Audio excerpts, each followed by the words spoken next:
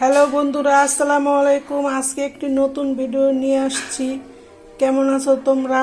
আশা করি ভালো আছো। তো আজকে একটা নতুন ভিডিও নিয়ে আসছি। আজকে অনেক দিন পর ব্রয়লার মুরগি রান্না করব। আর রান্না করব এলো এই এলেঞ্চা শাক মাছের মাথা দিয়ে। তাই তোমাদের সাথে শেয়ার করব, তোমরা ভিডিওটা দেখতে থাকো। তো এখন আমি এই যে মাংসটা ভাজবো। তো এই যে এখানে আমি মাংসটা মেরিনেট করে রাখছি হলুদ দিয়া লবণ দিয়া।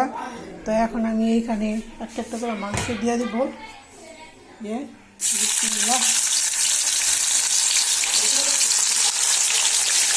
ব্রয়লার মুরগি আমরা সবসময় ভাজা খাই। দেশি মুরগি, পাকিস্তানি মুরগি এগুলি আমরা ভাজি না।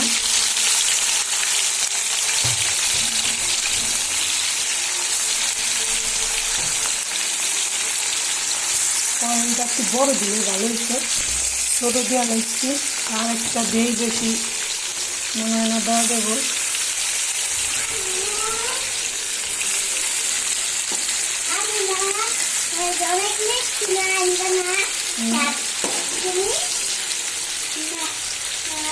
কি অনেক লাগছে তুমি?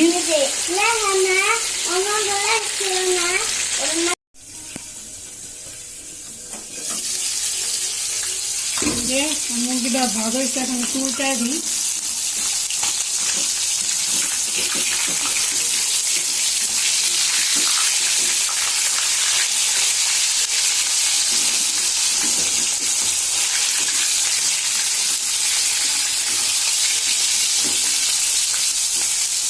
তেল ছিটে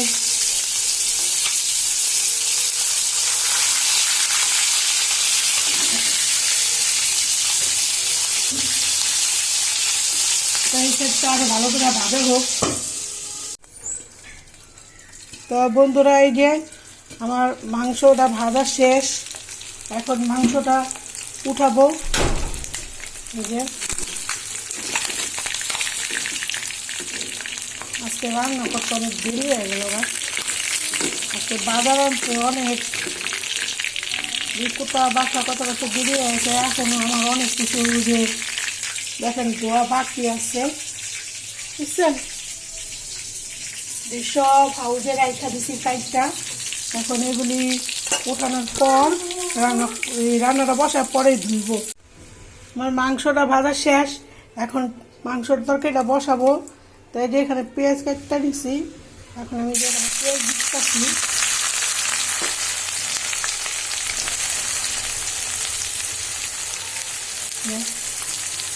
পেঁয়াজ দিতেছি।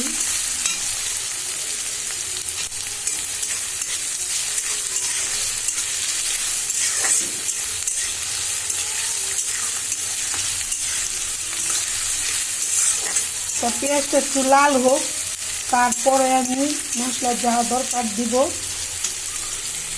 তা আমার পেঁয়াজটা ভাজা শেষ। আমি পেঁয়াজের সাথে গরম মশলা এলাচি দারচিনি দিয়ে দিচ্ছি। এখন একটু পানি দিব, মশলা কষাবো।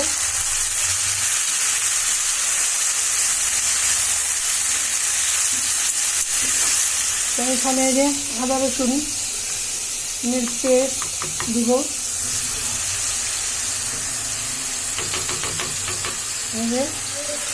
আদা রসুনের পেস্টটা দেওয়া শেষ। তা এখন দিব অল্প একটু লবণ বাটিতে ডালতে দিব।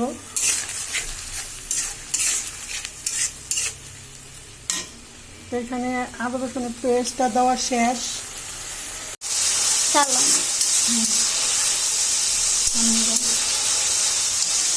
এইখানে আমি হলুদের গুঁড়া পরিমাণ মতো দিয়ে দিলাম।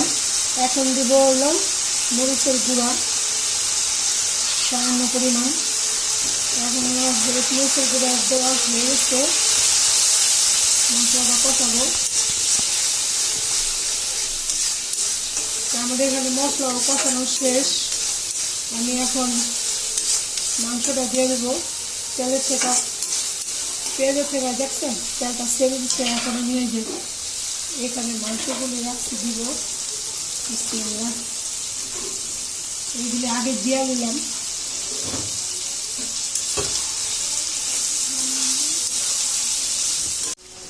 এই যে এখানে আলু দিয়ে দিতেছি, ব্রয়লার মুরগি তাড়াতাড়ি সিদ্ধ হয়ে যায়, এখানে আলু দিয়ে দিতেছি। সাথে যে মাংস ভাজা রাখছি এগুলো দিয়ে দিতেছি।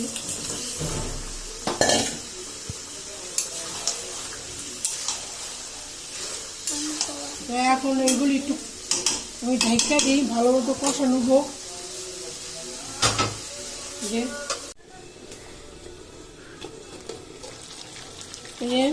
মাংসটা ভালো কষা করছে,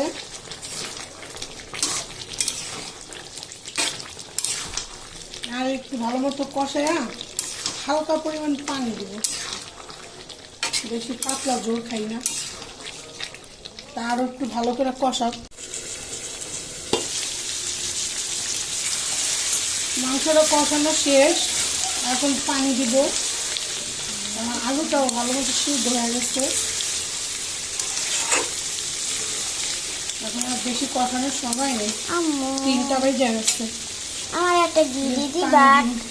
হ্যাঁ, আমার একটা মাংস দিয়ে আইছি খাওয়ার জন্য।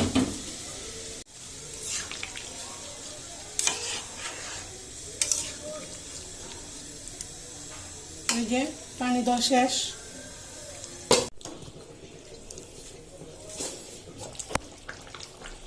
তো এই যে বন্ধুরা, আমার মাংসের তরকারিটা হয়ে গেছে, এখন নামাই ফেলবো।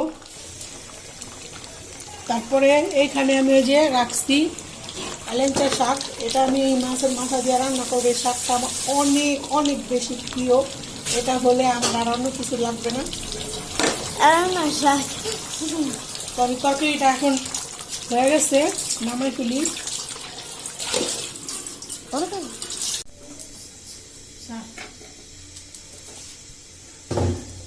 এই যে আমি শাক রান্না করবো, ওই যে হেলেঞ্চা শাক দেখাইছিলাম, তো সেটা এখন আমি বসাইতেছি। তেল দিয়ে দিলাম।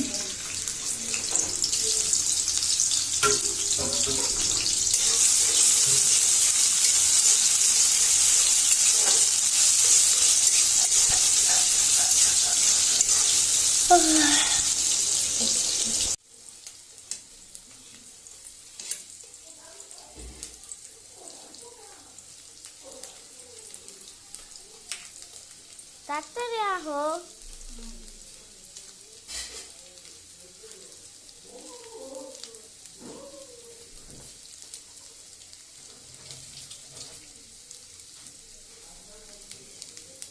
ধরো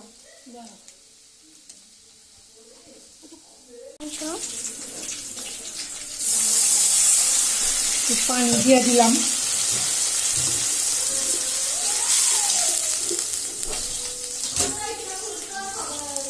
এখন একটু আদা বাটা দেব।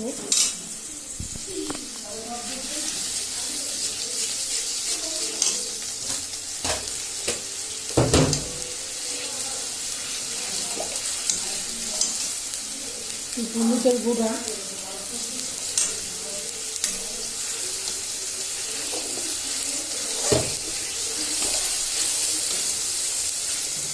এখন মরিচের গুঁড়া,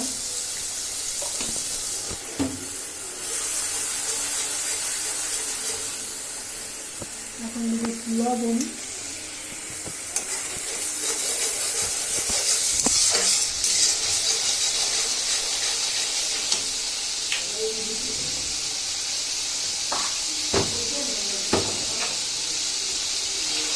মশলাটা কষানো হয়ে গেছে। এই যে এখানে মাছের মাথাটা রাখছি, এই যে মাছের মাথাটা দিব।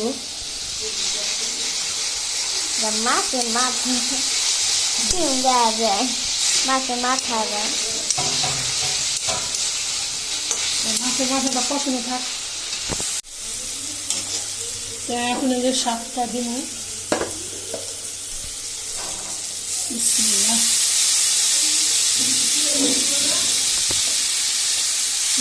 শাক দিয়ে দিলাম।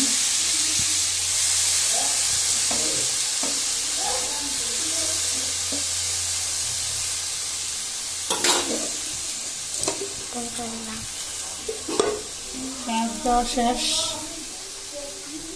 এখন ঢাইকা পরে লাগা দিব।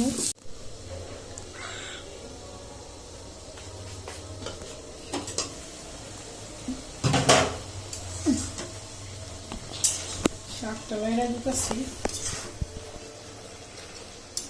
শাকটা দেখতে সুন্দর লাগতেছে না? তোমার পছন্দ শাক খাও না, আমার কালে হাতটা খাইতে আমি খাই আমার পছন্দ শাক। আমি খাইতাম না তোমার শাক। পালংয়ের শাক তো অনেক ভালো শাক। আচ্ছা তুমি খাইও।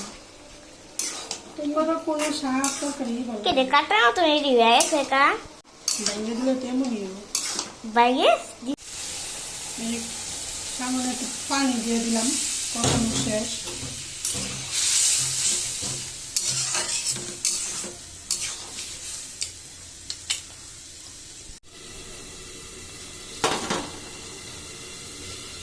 তো আমার এই যে শাকটা রান্না শেষ। এই শাকটা মাছে মাথা দিয়ে রান্না করলে অনেক মজা হয়। আপনারাও এইভাবে রান্না করে খাওয়া দেখবেন কেমন লাগে। তো আজকের ভিডিওটা এখানে শেষ করছি।